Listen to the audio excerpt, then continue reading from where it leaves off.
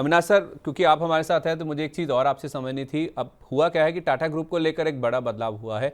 RBI ने एक बड़ा चेंज किया है। आरबीआई ने जो टाटा सन्स है, जो होल्डिंग कंपनी है, जो ज़्यादातर कंपनियों में होल्डिंग रखती है, टाटा सन्स के जो अपर लेयर एनबीएफसी स्टेटस है उसके तौर पे इनको रिक्लासीफाई कर दिया है इन्होंने। ये कह रहे हैं कि अपर लेयर एनबीएफसी में इसे क्लासीफाई किया जाएगा।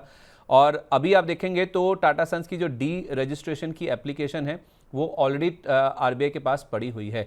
तो उसको अभी आरबीआई ने कहा है कि हमने अभी उसको बिल्कुल नहीं देखा है, उसके ऊपर लेकर हमारी जांच चल रही है, लेकिन इसको अपर लेयर एनबीएफसी क्लासीफाई कर दिया गया है। एक तो सर इसका मायना बताइए, और टाटा सन्स की लिस्टिंग को लेकर अभी कैसा संकेत मिल रहा है, क्योंकि इस खबर के चलते ही ना टाटा ग्रुप की ऐसी कंपनियां जिनके पास स्टेक है या फिर जिनको इस आईपीओ से फ़ायदा हो सकता है, संभावित आईपीओ से, वो मूव करें। चाहे टाटा इन्वेस्टमेंट देखिए, चाहे टाटा केमिकल्स देखिए, बड़ी वैल्यू है इनमें, बड़ा ही बिजनेस को लेकर जो भी फंडामेंटल्स हों। लेकिन इस आईपीओ को लेकर या टाटा सन्स से रिलेटेड अगर देखा जाए तो इनमें जब भी कोई खबर आती है तो मूव काफ़ी शार्प देखने को मिलता है। सर मुझे ये अपर लेयर एनबीएफसी क्लासीफाई होने का मतलब भी बताइए, आईपीओ की क्या संभावना है, और इन स्टॉक्स में क्या किया जाए, स्पेशली ये टाटा केमिकल्स और टाटा इन्वेस्टमेंट। नहीं, मेरे ख्याल से देखो, पूरा डेफिनेशन तो मुझे भी पता नहीं, बट इतना तो मैं जानता हूँ कि upper layer NBFC means basically large NBFC category.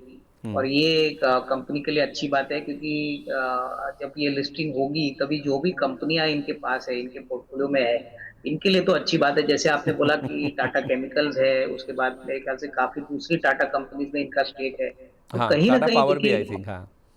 हाँ, तो मैं वही कह रहा था कि ये सारी कंपनीज में आपको इनिशियली तो ये कंपनीज में थोड़ा सा एक अपटिक देखने को मिलेगा, क्योंकि अभी ये आईपीओ कब होता है, कितना टाइम लगता है, ये कहना मुश्किल है।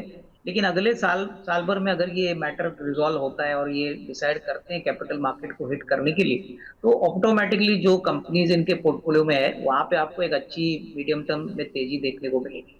तो आई थिंक ओवरऑल ग्रुप के लिए भी एक अच्छी बात है, प्लस ओवरऑल जो कंपनीज इसमें इन्वेस्टेड है वो भी एक अच्छा संकेत है, क्योंकि उनकी वैल्यू डेफिनेटली, टाटा सन्स की अगर वैल्यू आती है तो ऑब्वियसली इसका रब ऑफ इफेक्ट तो टाटा पावर, टाटा केमिकल जैसे शेयर्स भी आएगा।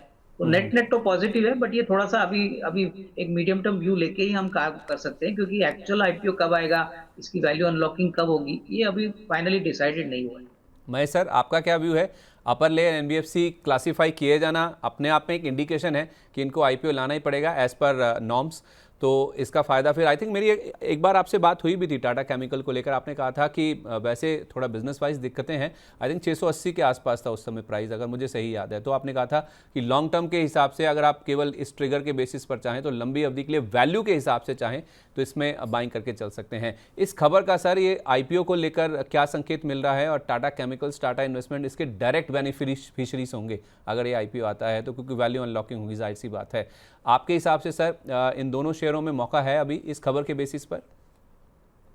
ये खबर के बेसिस पे मौका है, लेकिन थोड़ा टाइम लगेगा। तो मेरे हिसाब से अच्छा। ये दो धीरे धीरे वही लाइन में जा रहे हैं। और क्योंकि ये बड़ा आईपीओ का साइज बहुत बड़ा होगा, तो मेरे हिसाब से उसके लिए स्लो एंड स्टडी एकदम पूरा पॉलिसी से काम होगा, तो उसके लिए थोड़ा टाइम लगेगा। बट ये दोनों ही शेयर को फायदा होता हुआ नजर आएगा मेरे हिसाब से। तो इसको कंसिडर किया जा सकता है बैंक के लिए, लेकिन नजरिया आपको थोड़ा लंबा रखना पड़ेगा। अविनाश सर, आपके टाटा ग्रुप से सबसे पसंदीदा शेयर कौन से हैं? अगर इन दोनों को भी चाहें तो आप कंसीडर कर सकते हैं, टाटा केम, टाटा इन्वेस्टमेंट को। नहीं, मुझे लगता है कि देखिए, टाटा मोटर्स हमको पसंद है, टाटा मोटर्स सीवी, क्योंकि सीवी साइकिल अभी पॉजिटिव हो चुका है।